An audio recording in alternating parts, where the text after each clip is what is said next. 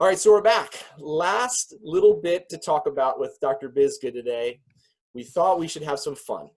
All this seriousness, a little levity, a little fun, hopefully a few laughs to wrap things up. So in doing so, Tim and I thought perhaps we would pay homage to the late, great James Lipton and his hero, Bernard Pivot, with the 10 questions. So here we go.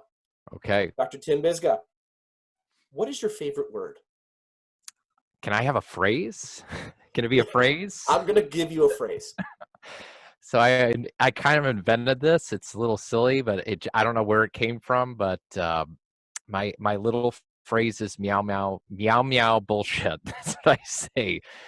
When something's irritating, my wife will be like, "Oh, it's just meow meow bullshit." It's something I came up with. It's like, I don't know. It's just like funny. the yada yada, or Like yada yada. your Just transcendental meditation. You're going to go. it's meow meow bullshit. It's meow meow. Gotcha. It's just like meow meow. I don't know how I came up with it. It was just one day, and it just was funny, and it stuck, and Right. we say it around here. All right, I'm taking that back. No phrases.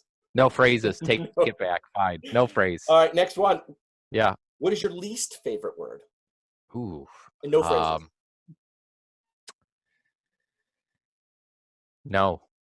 I don't like the word no.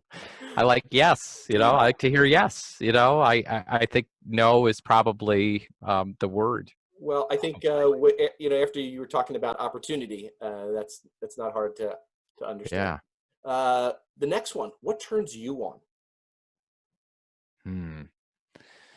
Like I get very passionate about I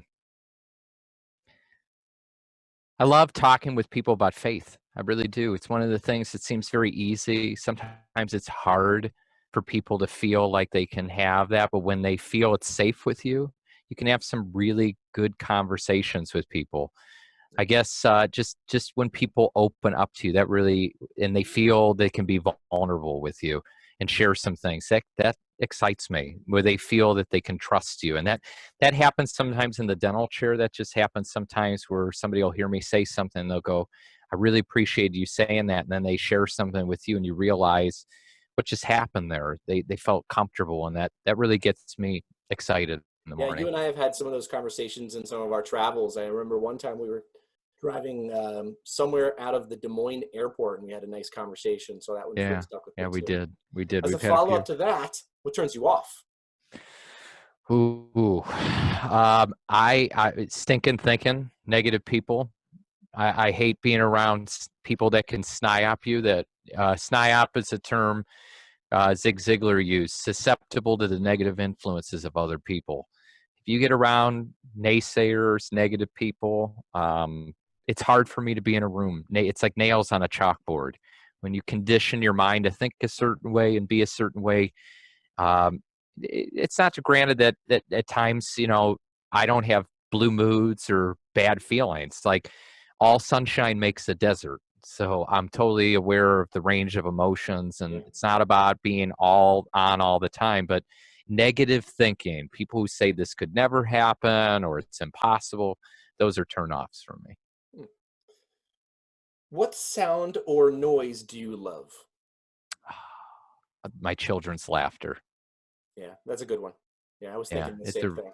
Yeah, when they laugh, they giggle and they do things. I'll hear them in another room just having a good old time with each other, and that is a warm cup of hot chocolate.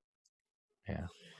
So the follow-up to that is, of course, what noise or sound do you hate? And before you answer, I'll just say that, as dentists, the low-hanging fruit for us is always don't you guys hate the drill or the sound of the dental office, so forth? But honestly, that's all white noise. But what noise or sound do you hate?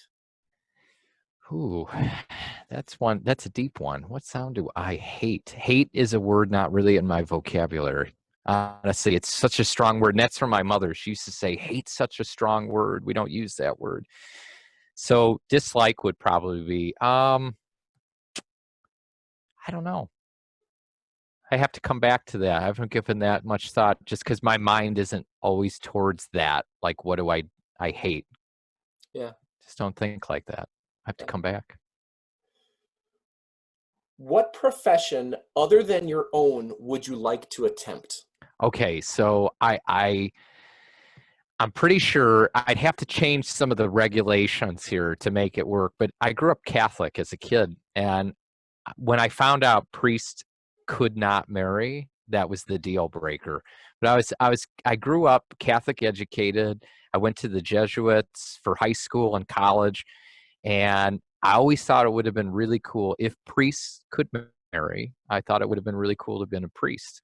And the reason is they get up, they give homilies every week, they're giving encouraging talks to their parishioners, they're doing counseling, they're doing coaching. And when I watched them do it, it always just seemed like an appeal. And it was probably the being up in front of people, which I'm very comfortable doing, feels natural, that was appealing about it, and that people look to them for answers. And it just seems like a nice, profession. You get to help people through all stages of their life from birth to death. And if they could marry and have family, that might have been something I would have liked to have considered. But alas, that would have to change the rules with the Vatican.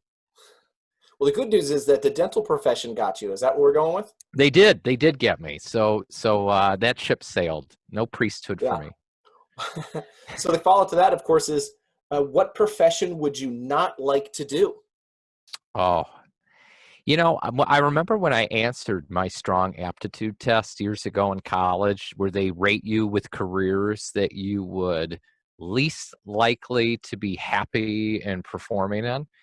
And I'm going to go with that answer because I admire these people, but boy, would I not want to do what they do every day. And that's farmers. I think farmers have very breaking work. They have to do a lot of planning. There's a lot of uncertainty that they have to rely on the weather and conditions and things.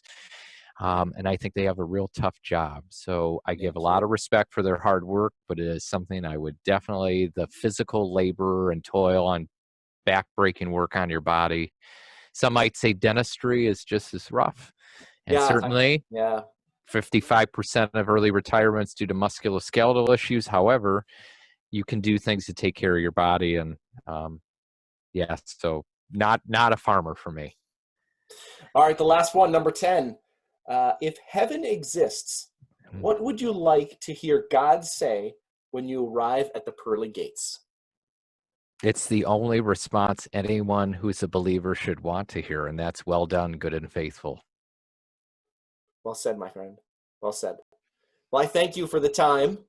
God Thank bless you. you, your family. Stay safe, stay healthy, and may this end pretty fast. Amen to that. Thank you, Jason. Thanks, Tim.